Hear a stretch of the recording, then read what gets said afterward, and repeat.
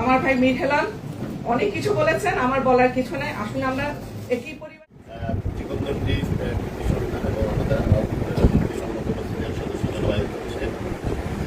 উপস্থিত আছেন আমাদের জেলা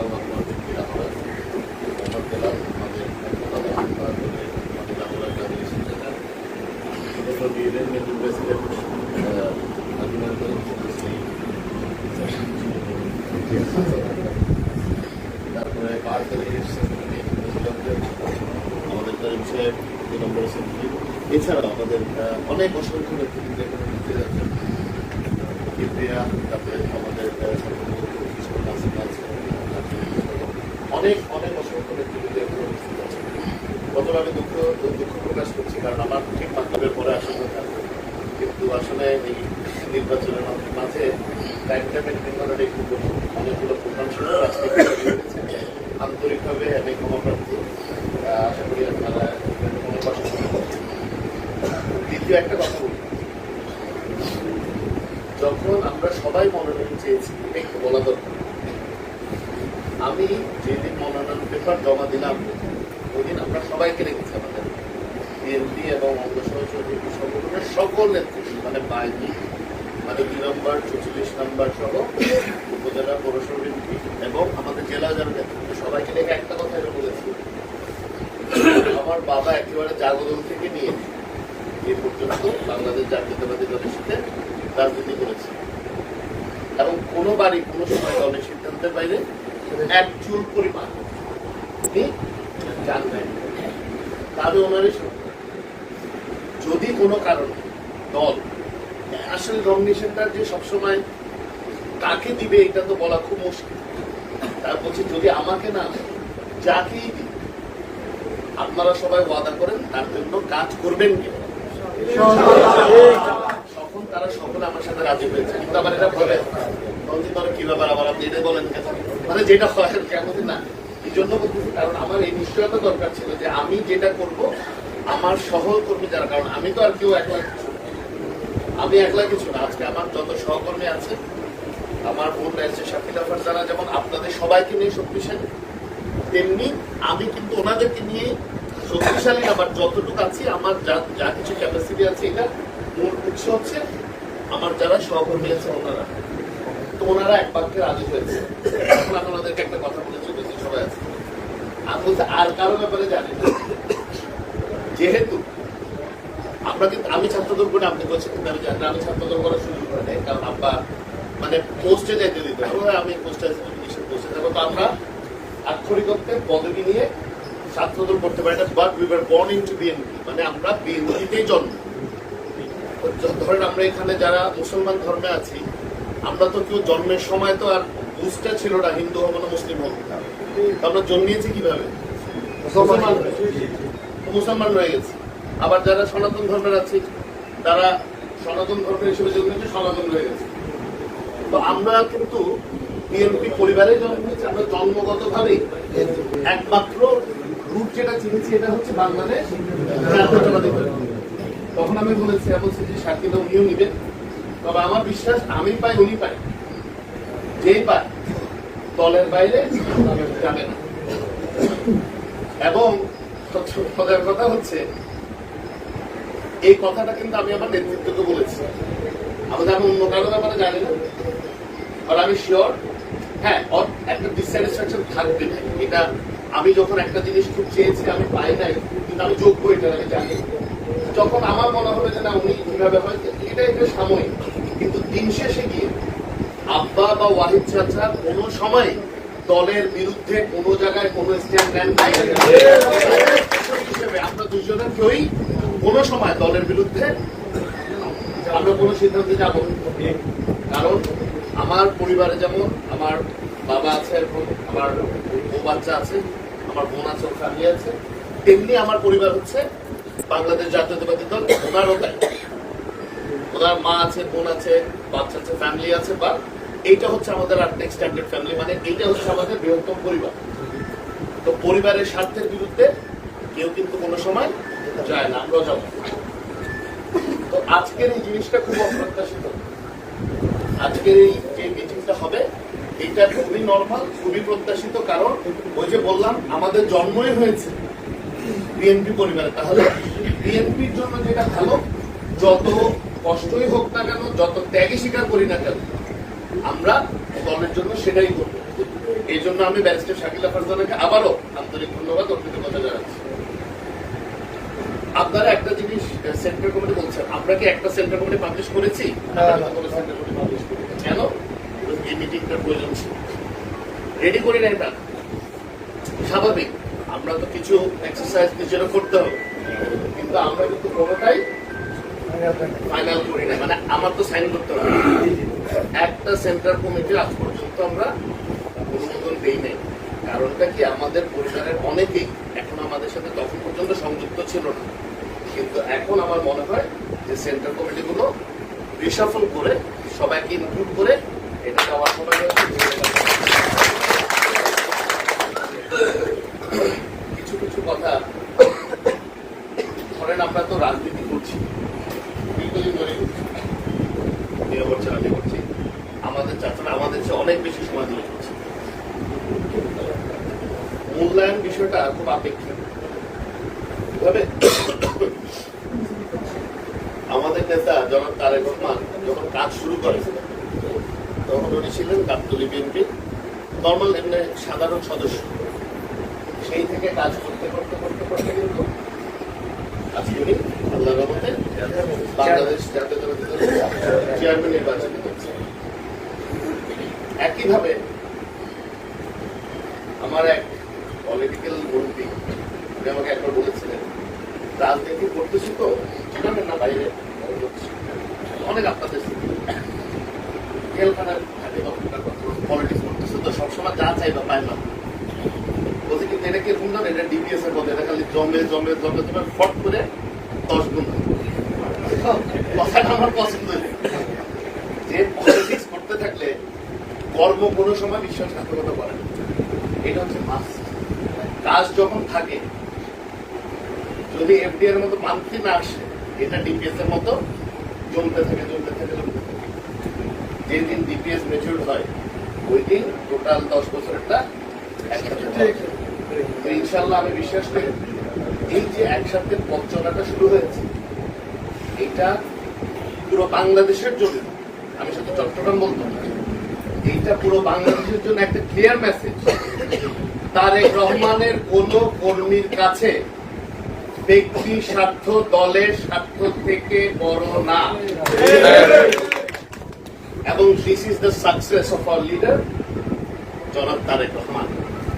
এইটাই ওনার সাকসেস, যিনি যাদেরকে শিক্ষা দিয়েছেন তারা এটা জানে যে আমার আগে আমরা, আমাদের আগে আমার আগে আমরা, সবার আগে না না, ক্ষমতার আগে জনতা, আমার আগে আমরা, আমাদের আগে দেশ, ক্ষমতার আগে জনতা, সবার আগে বাংলাদেশ। তার মানে হচ্ছে এই নির্বাচনটা শুধু আমার জন্য, এই নির্বাচনটা আমাদের ৩০ সংসদীয় আসনে প্রতিটি প্রার্থীর জয়ী হওয়াটা বাংলাদেশের স্বাধীনতা সার্বভৌমত্ব সহ বাংলাদেশের গণতান্ত্রিক প্রক্রিয়ার জন্যই খুব গুরুত্বপূর্ণ। আমরা যদি এইটাতে থাকি, আরে হাটাদের তো বিএনপির ঘাঁটি, এখানে তো হেলানো এমনি হয়ে যাবে। হেলানো is not a factor at all. এখানে এই রুমের মধ্যে যে কাউকে যদি ধানের শীষের মনোনয়নটা দিত হাটাদের থেকে, উনি এখানে আমি বা ব্যারিস্টার সাহেব, এখানে এটা কোনো ফ্যাক্টর নেই। যাকেই প্রতীক দিত ধানের শীষ জিত, কারণ এটা ধানের শীষের সিট। ডিফারেন্স হচ্ছে, পার্থক্যটা কি, ভোট বেশি টার্ন আউট করা, মানে ভোটার বেশি করে আনা, যাতে ভোটিং পার্সেন্টেজ বেশি, ভোটিং পার্সেন্টেজ বেশি হলে আন্তর্জাতিক বুঝাতে চাচ্ছে যে বাংলাদেশ আসলে একটা ভালো নির্বাচন হয় নাই, গ্রহণযোগ্য, এটা করতে পারবে না। এবং আরেকটা জিনিস, উচ্চকক্ষ তো আমরাও উচ্চকক্ষ পিআর এর ব্যাপারে কিন্তু একটা প্রেশার আছে, তখন আনুপাতিক হারে যদি আমাদের ডিস্টেন্স কম থাকে, এইটাও কিন্তু আলটিমেটলি গিয়ে পরবর্তীতে এফেক্টেড হবে। সামগ্রিকভাবে যেটা বলার উদ্দেশ্য, এটা হচ্ছে যে ব্ল্যাঙ্কেট কমেন্ট না করে যে ঠিক আছে নির্বাচন করবে এভাবে করবো ওইভাবে করবো না করে, স্পেসিফিক সেন্টার কমিটি, তার আন্ডারে আবার শাখা কমিটি করে একেবারে ডোর টু ডোর কয়টা ভোটার কে কখন আনবে এটা নিশ্চিত করতে হবে আমাদের। এটার জন্য আপনারা সবাই সহ আমি এখানে পৌরসভার নেতৃত্ব আছে, আঙ্কেল আছে, শুকুর আঙ্কেল আছে, তারপর আবার ওদিকে তুমা সাহেব ছিল, রিয়াস আছে, সেলিম সাহেব আছে, আয়ুব সাহেব আছে, আবার জালালাবাদের লোকজন আছে, বাইজুদের আছে, বান্ধবের আছে, সমস্ত ইউনিয়নের নামগুলো আমি নিয়ে ওনাদেরকে দিয়ে অ্যাকনোলেজ করে সবাই বসে এই পরিকল্পনাটা করবেন এবং পরিকল্পনাটা কিভাবে বাস্তবায়ন করা যায় সেটা করতে হবে। এখানে আরেকটা মোস্ট ইম্পর্টেন্ট হচ্ছে নারী ভোট। It's almost 50%। তো নারী ভোটটা আমি বললে যতটুকু কনভিন্স হবে, আমার বোন বললে আরো বেশি কনভিন্স। এই জায়গাতে উনি অনেক স্ট্রঙ্গার রোল প্লে করতেন আমার চেয়ে, আই বিলিভ পুরাটাতেই পারে, বাট এই জায়গাটাতে আরো বেশি পারে। 4টা 5টা সেন্টারের দায়িত্ব, আমাদের দায়িত্ব হচ্ছে 143টা, আমার 143টা, ওনার 143টা। তাহলে হবে কি, এই যে গণজোয়ার হাটাজারি বাইরে সৃষ্টি হবে, এটাতে বাকি সিটগুলোতে ইম্প্যাক্ট করবে, একটা উৎসব মুখর পরিবেশ সৃষ্টি হবে, একটা পাওয়ারফুল ক্যাম্পেইন হবে। যে পাওয়ারফুল ক্যাম্পেইনে আমাদের আশেপাশে সিট যেগুলো আছে এগুলো উপকৃত হবে এবং পুরো বললাম তো, শুধু চট্টগ্রাম না, পুরো বাংলাদেশের এক্সাম্পল সেট হবে যে ব্যক্তি স্বার্থের উঠতে উঠে দলের জন্য কিভাবে দুইজন ঐক্যবদ্ধভাবে কাজ করেছে এবং দলের উসিলায় যদি আমি সম্মানিত হই, নিশ্চিন্ত থাকেন ব্যারিস্টার শাকিলা ফারজানাও সম্মানিত হবে। কারণ আমি আবারও বলছি, সিমিলারিটিস কিন্তু আছে। উনিও যেভাবে রাজনৈতিক পরিবারের সন্তান, এই আঙ্কেলও কিন্তু একদম শুরু থেকেই একই দল করে শেষ দিন পর্যন্ত চাচা একই দল করেছে। আমার বাবাও কিন্তু তাই, এবং আমি দেখেছি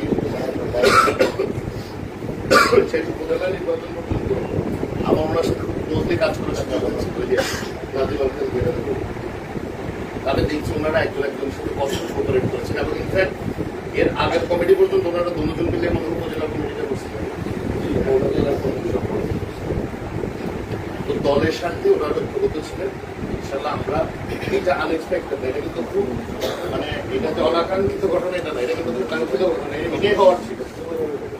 এটা হচ্ছে এবং যুবদলা কমিটিও করেছে, যে যখন জাকির সাহেব হয়েছিল, তো তখন থেকে কিন্তু ওনারা রাজনৈতিক ঐক্যটা ঠিক রেখেছে, রাজনৈতিক সৌহার্দ্যটা ঠিক রেখেছেন। কারণ আবারও বলি, ব্যক্তির থেকে দল বড়, দলের চেয়ে কিন্তু দেশ বড়, এটা আমাদের মাথায় রাখতে হবে। আমরা যদি এখন নিজেদের মানে ইগো বা নিজেদের মানে আমি যদি স্বার্থের কথা চিন্তা করি, দল বলে যে একটা সিট গেলে কিছু হবে, এমপি যদি 300 জন এমপি মনে করে, সর্বনাশ হয়ে যাবে।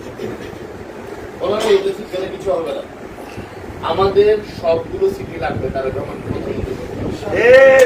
আমাদের সবগুলো সিট জেতার জন্য আমাদের চেষ্টা করতে হবে। কারণ বিএনপি শুধু একটা দলের সাথে যুদ্ধ করছে না, বিএনপি একটা সিস্টেমের বিরুদ্ধে কিন্তু যুদ্ধ করছে এবং এই যুদ্ধের মধ্যে দুঃসাহসিক নেতৃত্ব দিচ্ছেন আমাদের নেতা জনাব তারেক রহমান।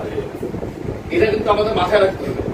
ওনার যে ত্যাগ আছে, আমাদের যে ত্যাগ আছে, আমাদের যে বহুগুণ বেশি ত্যাগ, জীবন উৎসর্গ করেছেন আমাদের নেত্রী দেশনেত্রী বেগম খালেদা জিয়া। এটা কিন্তু আমাদের বুঝতে হবে।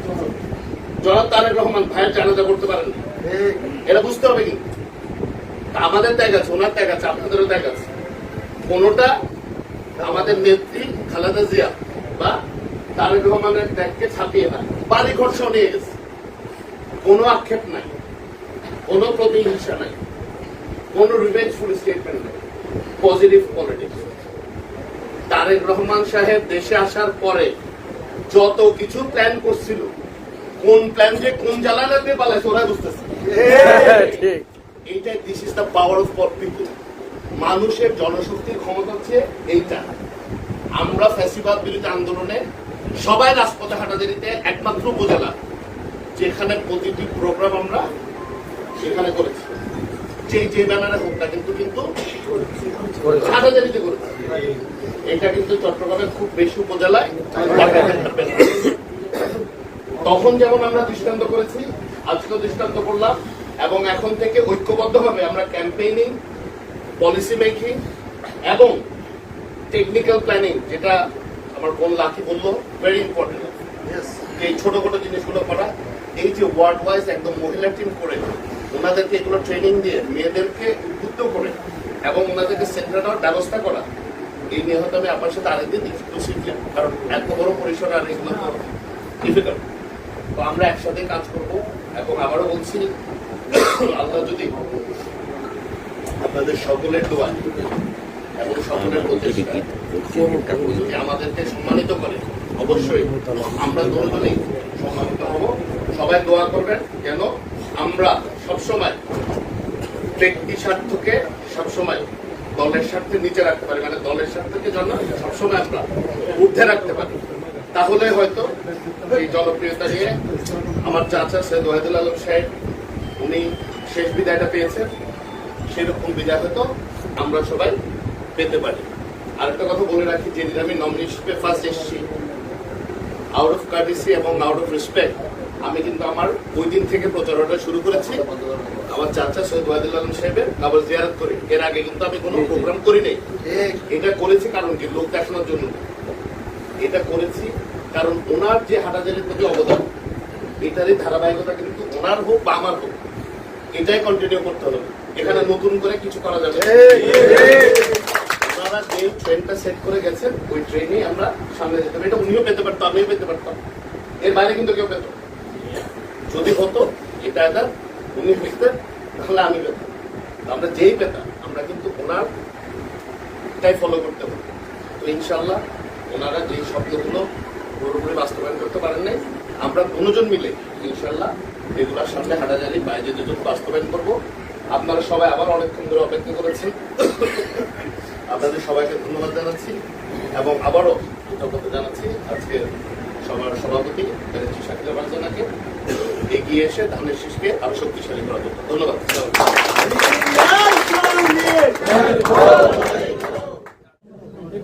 বক্তব্য রাখার জন্য অনুরোধ জানাচ্ছি। আজকের অনুষ্ঠানের সম্মানিত সভাপতি, হাটহাজারীর গণমানুষের নেত্রী, যিনি দীর্ঘ 11 মাস টানা কারাবরণ করেছিলেন, 8 দিন রিমান্ডে ছিলেন। কেন ছিলেন সেটা হাটহাজারীর আপনারা যারা এসেছেন সকলেই জানেন। বিএনপির কারা নির্যাতিত নেত্রী, আমাদের রাজনৈতিক অভিভাবক জনাব ব্যারিস্টার শাকিলা বারজানা আপাকে বক্তব্য রাখার জন্য।